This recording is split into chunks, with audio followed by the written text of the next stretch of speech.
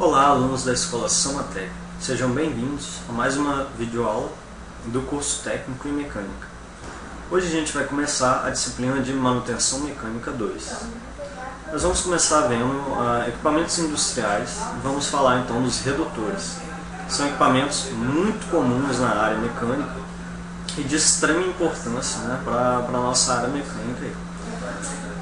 Então, o que a gente vai estudar, na aula, nessa videoaula? A gente vai ver redutores, classificação de redutores, o que são redutores, como são classificados, e os componentes que compõem os redutores. Então vamos lá, definindo redutores.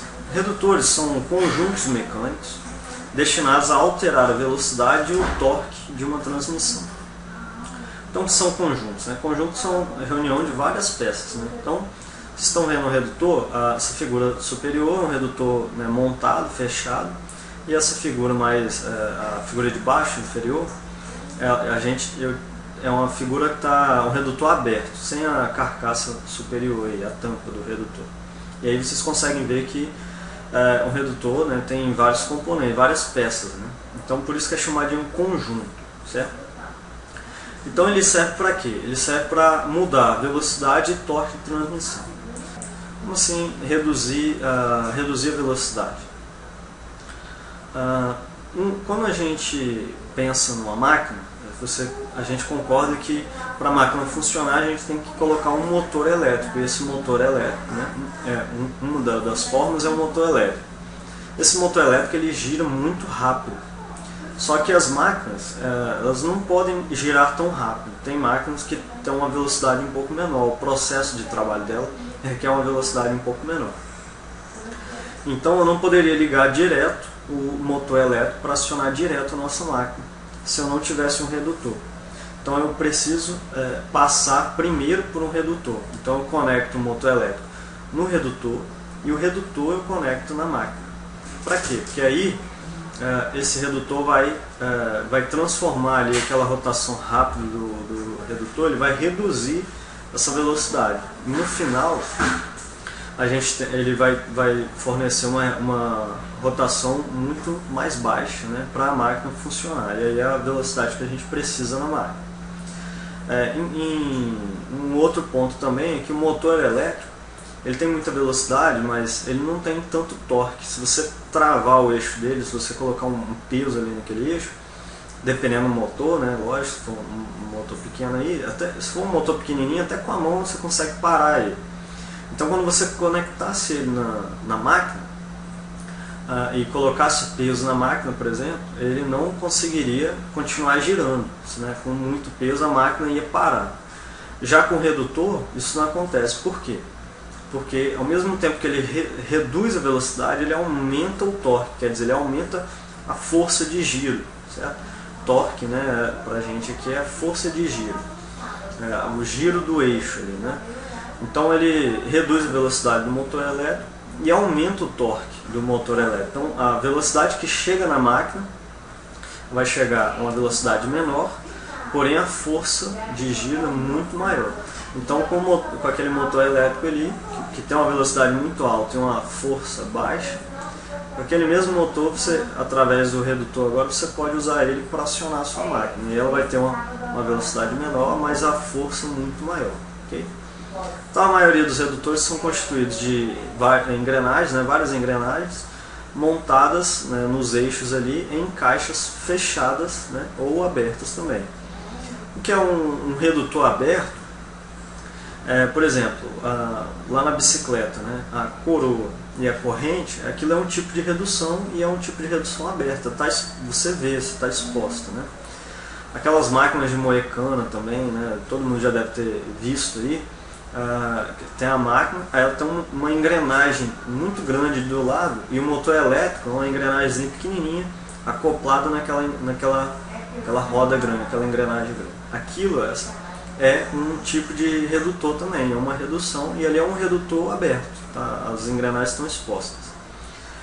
Então estou nessas duas figuras aí, essa figura superior é um redutor que está fechado, está montado, fechado, e a de baixo foi tirada a tampa dele, só para a gente ter a ideia de como é por dentro, uma imagem. Então vamos lá. Para que a gente entender o que é redutor, vamos continuar. Como os redutores podem ser classificados? Né? Os redutores podem se classificar quanto a posição que está o eixo, né, as disposições do eixo, um em relação ao outro, e a posição de trabalho do redutor. Como assim posição de disposição dos eixos? Nós temos dois eixos no redutor, um eixo de entrada e um eixo de saída. O eixo de entrada é onde a gente conecta o motor elétrico, e o eixo de saída é o eixo onde a gente vai conectar na nossa máquina, a máquina que a gente quer acionar. Então o motor elétrico é a nossa máquina motriz, né, ou máquina de acionamento, e a máquina, que é onde a gente vai acoplar ali o redutor, é a nossa máquina movida, ok? Ela quer dizer que ela vai ser movida, né? Então vamos ver aqui a classificação em relação à disposição dos eixos. Nós temos eixos em paralelo, né? O que são os eixos em paralelo? Se você observar, ó, os dois eixos, tanto de entrada como de saída, estão um paralelo em relação ao outro. Essas imagens que eu coloquei para a gente visualizar, os eixos estão saindo do mesmo lado, né? Mas a gente pode ter também o eixo saindo de um lado, o eixo de entrada vai estar de um lado e o eixo de saída está do outro lado. Que aí o motor não fica na mesma posição da máquina, por exemplo. Dependendo né, da nossa configuração ali, da máquina, do motor, eu tenho que ter o motor de um lado, o redutor no meio e a máquina do outro. Né? Dependendo, se for uma máquina pequena e um motor pequeno, aí eu consigo instalar os dois do mesmo lado. Mas a maioria das vezes né, a máquina é muito grande, o motor é grande, aí fica um de um lado ou do outro. Okay? Então tá aí alguns modelos de redutores, né, com a disposição de eixos paralelos, um eixo paralelo ao outro. Né? Ok. Continuando, a gente pode ter também eixos em ângulo. Né? Então a gente consegue ver nessa figura mais à esquerda que o eixo de entrada geralmente é esse mais fino. Então, observa lá que tem um eixo mais fino e um mais grosso.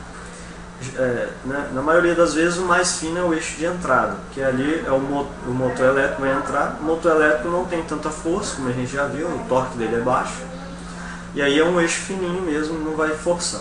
Já a máquina, né, o redutor transforma esse torque baixo em torque alto, então eu preciso ter já um eixo mais forte para aguentar esse torque na saída, e aí esse eixo mais grosso devido a isso. Posição em ângulo, você pode ver que um eixo está em uma posição, o outro eixo está em ângulo em relação a ele. Um ângulo aí, nesse caso, de 90 graus. Né? Estão perpendiculares aí, formando um ângulo de 90 graus. Okay? Nessa figura da esquerda. Nessa figura da direita, a gente pode ver que tem um motor elétrico já montado no redutor. O redutor é essa caixa, né, mais à frente, né, e essa parte mais cilíndrica aí atrás é um motor elétrico. Aí o eixo do motor está na direção da caixa, né, a saída do motor elétrico, está ligado direto já na caixa.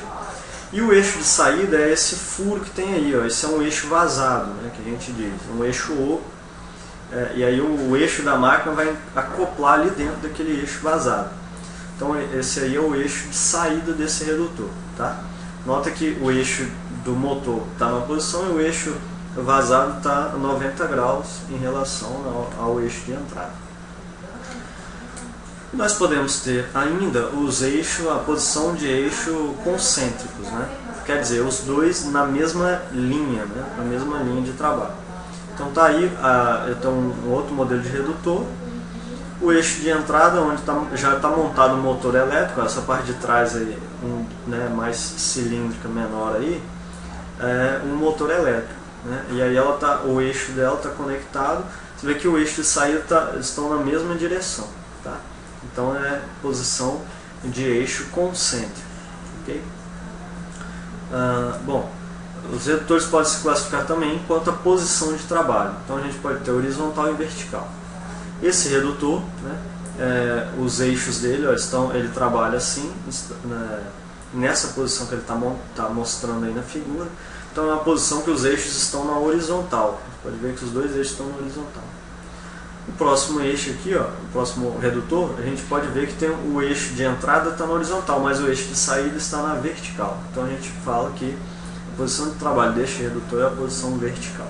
Tá? Então podemos ter horizontal e vertical. E agora, então, a gente já entendeu o que é redutores, vimos como que eles se classificam.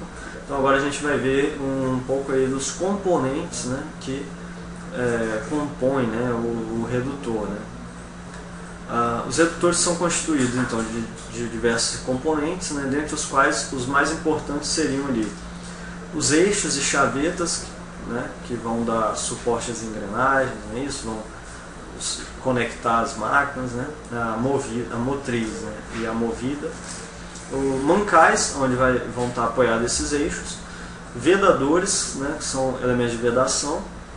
Carcaças ou tampas, né, para proteger o conjunto. E elementos de transmissão, que são as engrenagens.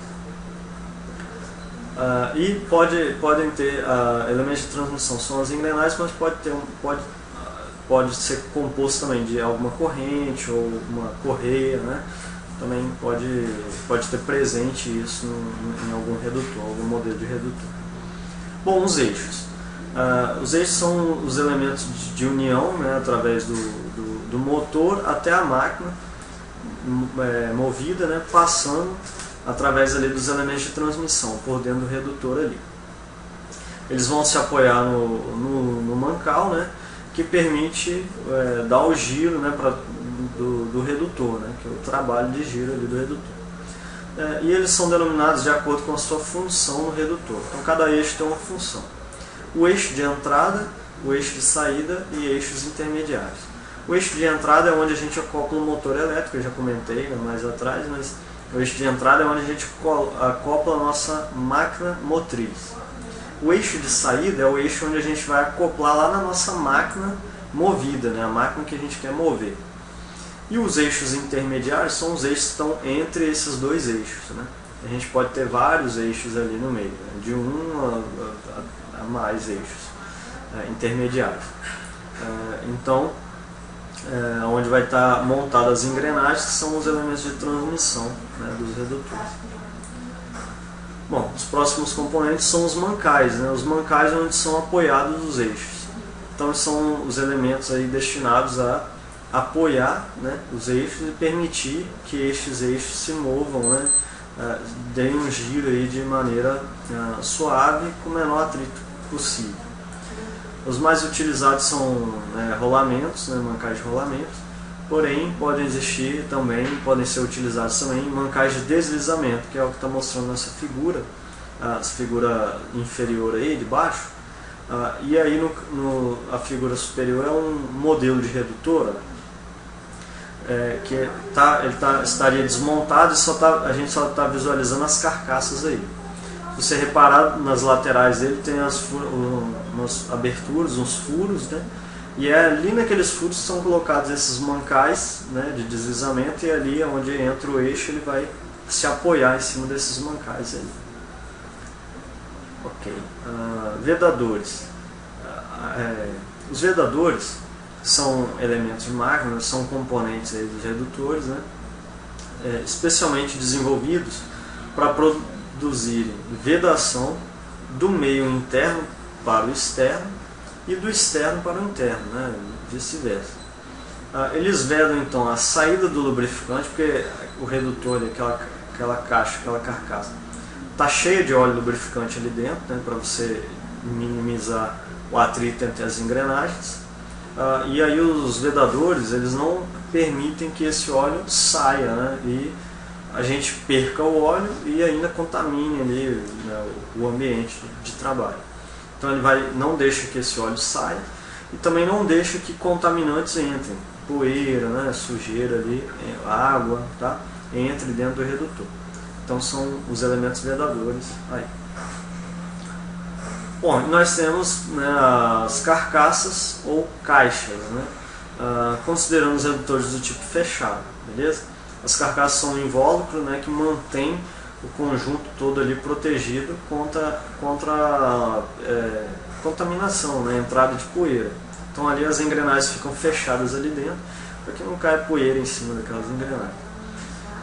Entretanto, as carcaças devem possuir portas de visita capazes de permitirem uma inspeção do seu interior, quer dizer, em redutores aí de maior porte, né, maiores, a gente tem que ter uma abertura, como se fosse uma janelinha, né, que a gente pode abrir ali de maneira mais fácil, abrir para fazer uma inspeção como é que estão os elementos, os componentes ali dentro do redutor. Eles também possuem indicador de nível de lubrificante e respiro, né? São alguns componentes ali das carcaças. O nível do lubrificante vai indicar a quantidade de óleo que a gente tem ali dentro, então a gente tem que manter sempre num nível especificado, ok? Beleza. Bom, essa videoaula então termina por aqui, beleza? A gente continua nas próximas videoaulas, lembrando a vocês, pessoal, continuem buscando, né, conhecimento também em outras fontes, e qualquer dúvida vocês podem me procurar, me perguntar lá no ambiente virtual. Bom, um abraço e até a próxima videoaula.